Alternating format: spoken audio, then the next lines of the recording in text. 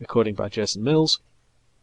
The Strange Orchid by H.G. Wells. The buying of orchids always has in it a certain speculative flavour. You have before you the brown shrivelled lump of tissue, and for the rest you must trust your judgment, or the auctioneer, or your good luck, as your taste may incline. The plant may be moribund or dead, or it may be just a respectable purchase, fair value for your money, or perhaps, for the thing has happened again and again, there slowly unfolds before the delighted eyes of the happy purchaser, day after day, some new variety, some novel richness, a strange twist of the labellum, or some subtler coloration or unexpected mimicry. Pride, beauty, and profit blossom together on one delicate green spike, and, it may be, even immortality. For the new miracle of nature may stand in need of a new specific name, and what so convenient as that of its discoverer? John Smithia!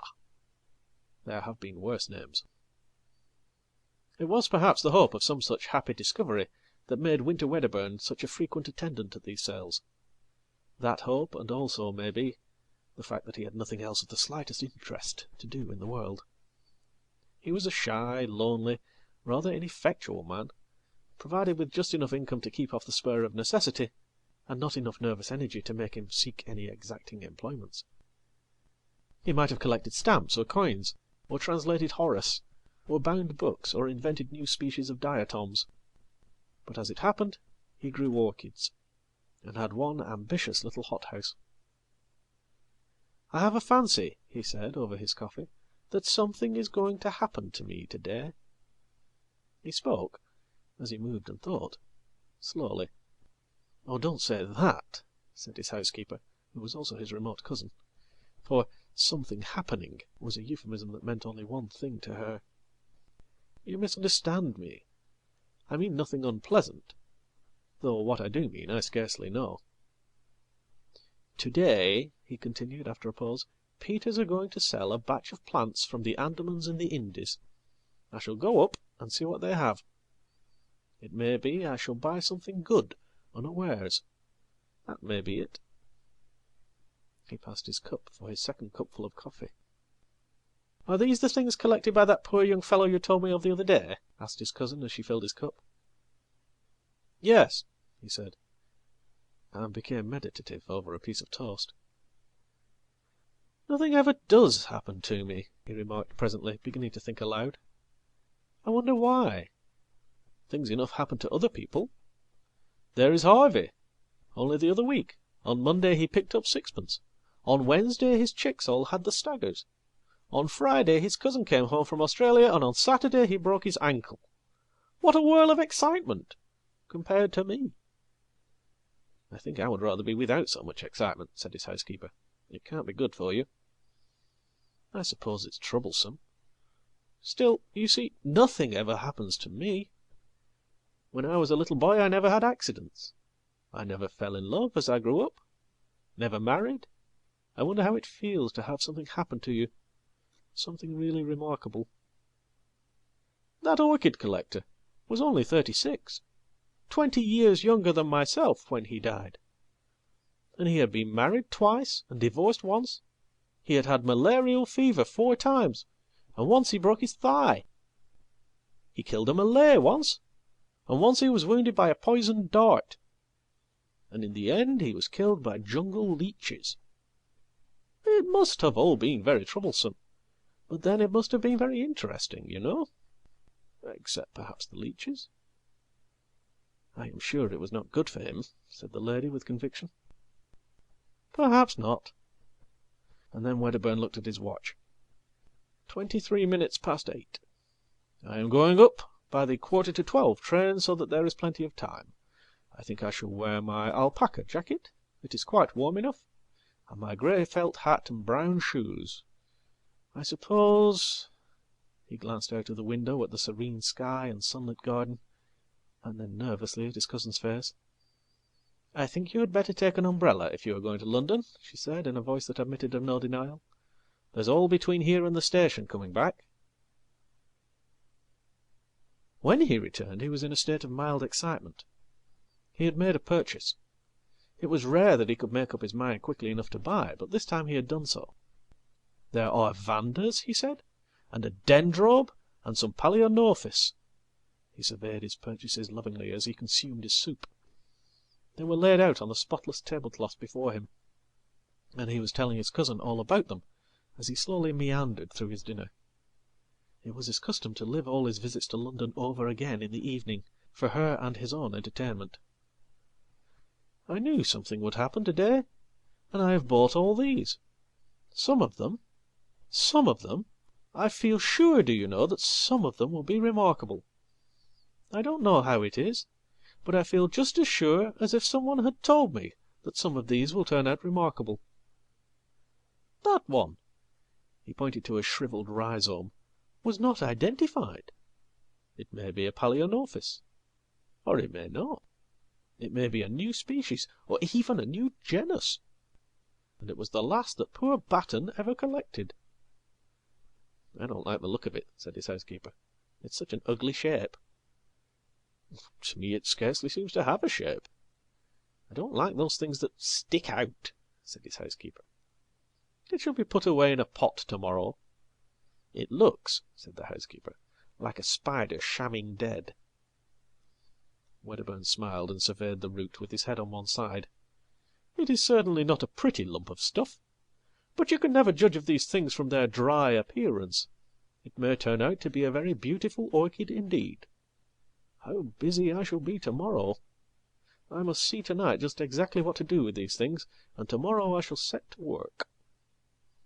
"They found poor Batten lying dead, or dying, in a mangrove swamp.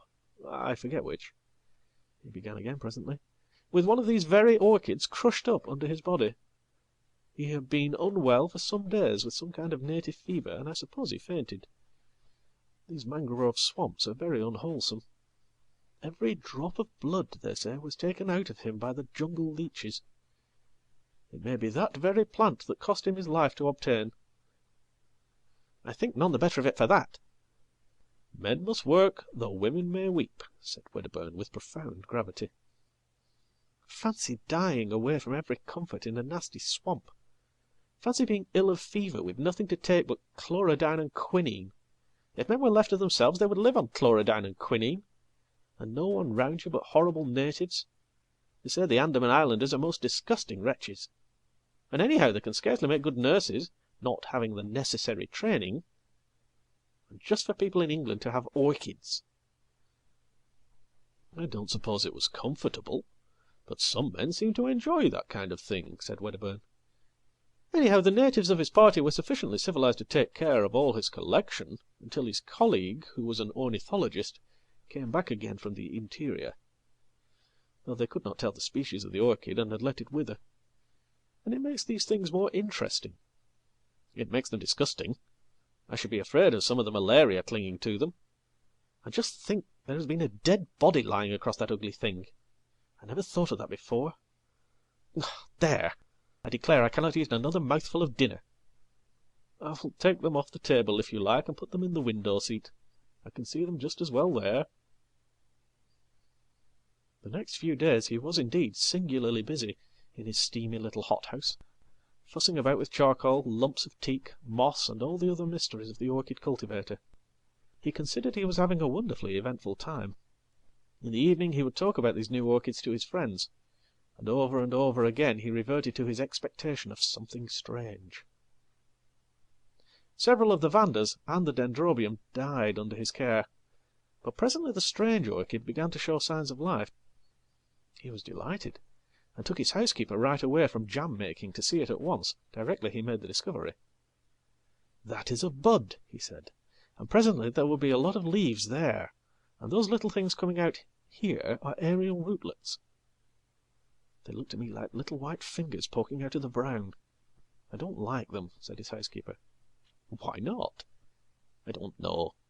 They look like fingers trying to get at you. I can't help my likes and dislikes. I don't know for certain, but I don't think there are any orchids I know that have aerial rootlets quite like that. It may be my fancy, of course. You see they are a little flattened at the ends." "I don't like 'em," said his housekeeper, suddenly shivering and turning away. "I know it's very silly of me, I'm very sorry, particularly as you like the thing so much, but I can't help thinking of that corpse. But it may not be that particular plant. That was merely a guess of mine." His housekeeper shrugged her shoulders. "Anyhow, I don't like it," she said. Wedderburn felt a little hurt at her dislike to the plant, but that did not prevent his talking to her about orchids generally, and this orchid in particular, whenever he felt inclined. "There are such queer things about orchids," he said one day, "such possibilities of surprises. You know, Darwin studied their fertilization, and showed that the whole structure of an ordinary orchid flower was contrived in order that moths might carry the pollen from plant to plant.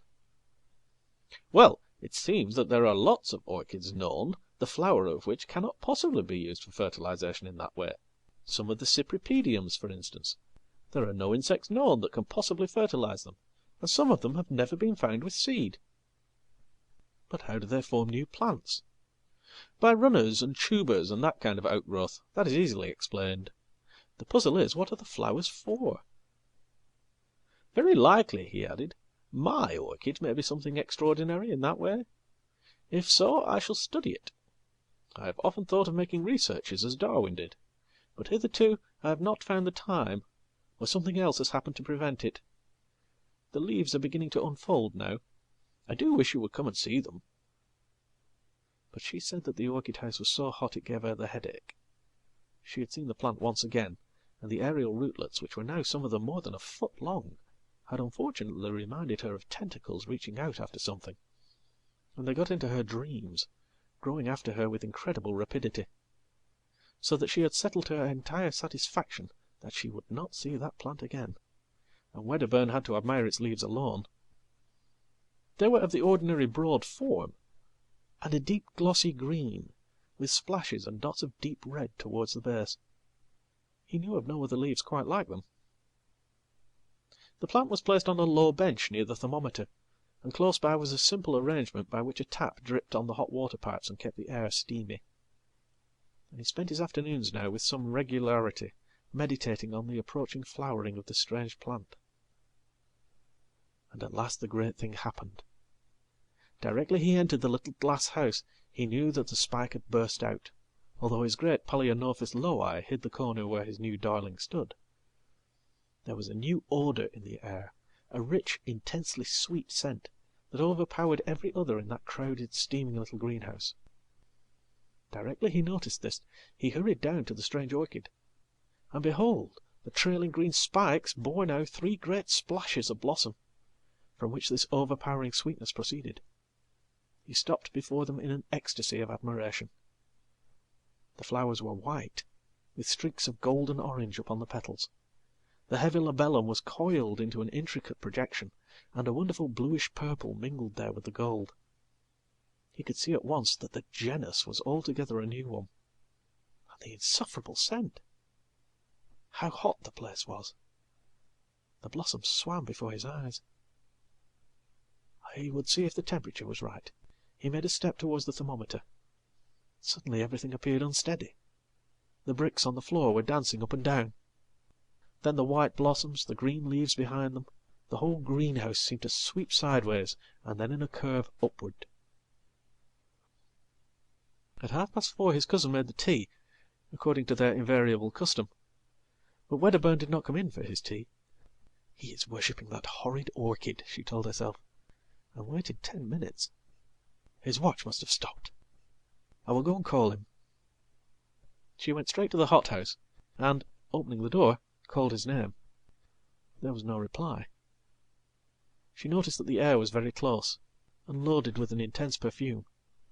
Then she saw something lying on the bricks between the hot water pipes. For a minute, perhaps, she stood, motionless. He was lying, face upward, at the foot of the strange orchid. The tentacle-like aerial rootlets no longer swayed freely in the air, but were crowded together, a tangle of grey ropes, and stretched tight with their ends closely applied to his chin and neck and hands. She did not understand. Then she saw from one of the exultant tentacles upon his cheek there trickled a little thread of blood. With an inarticulate cry she ran towards him and tried to pull him away from the leech-like suckers. She snapped two of these tentacles, and their sap dripped red. Then the overpowering scent of the blossom began to make her head reel. How they clung to him! She tore at the tough ropes, and he and the white inflorescence swam about her. She felt she was fainting, knew she must not. She left him and hastily opened the nearest door, and after she had panted for a moment in the fresh air she had a brilliant inspiration. She caught up a flower pot and smashed in the windows at the end of the greenhouse. Then she re-entered. She tugged now with renewed strength at Wedderburn's motionless body, and brought the strange orchid crashing to the floor. It still clung with the grimmest tenacity to its victim. In a frenzy she lugged it and him into the open air. Then she thought of tearing through the sucker rootlets one by one, and in another minute she had released him and was dragging him away from the horror. He was white and bleeding from a dozen circular patches. The odd jobman was coming up the garden, amazed at the smashing of glass, and saw her emerge, hauling the inanimate body with red-stained hands. For a moment he thought impossible things. "Bring some water!" she cried, and her voice dispelled his fancies. When, with unnatural alacrity, he returned with the water, he found her weeping with excitement, and with Wedderburn's head upon her knee, wiping the blood from his face. "What's the matter?" said Wedderburn, opening his eyes feebly, and closing them again at once. "Go and tell Annie to come out here to me, and then go for Dr. Haddon at once," she said to the odd jobman, so soon as he brought the water, and added, seeing he hesitated, "I will tell you all about it when you come back." Presently Wedderburn opened his eyes again, and seeing that he was troubled by the puzzle of his position, she explained to him, "You fainted in the hothouse." "And the orchid?" "I will see to that," she said. Wedderburn had lost a good deal of blood, but beyond that he had suffered no very great injury. They gave him brandy mixed with some pink extract of meat, and carried him upstairs to bed. His housekeeper told her incredible story in fragments to Dr. Haddon. "Come to the orchid house and see," she said. The cold outer air was blowing in through the open door, and the sickly perfume was almost dispelled. Most of the torn aerial rootlets lay already withered amidst a number of dark stains upon the bricks. The stem of the inflorescence was broken by the fall of the plant, and the flowers were growing limp and brown at the edges of the petals. The doctor stooped towards it, then saw that one of the aerial rootlets still stirred feebly, and hesitated. The next morning the strange orchid still lay there, black now and putrescent. The door banged intermittently in the morning breeze, and all the array of Wedderburn's orchids was shrivelled and prostrate. But Wedderburn himself was bright and garrulous upstairs in the story of his strange adventure. End of The Strange Orchid. Recording by Jason Mills, Accrington, UK.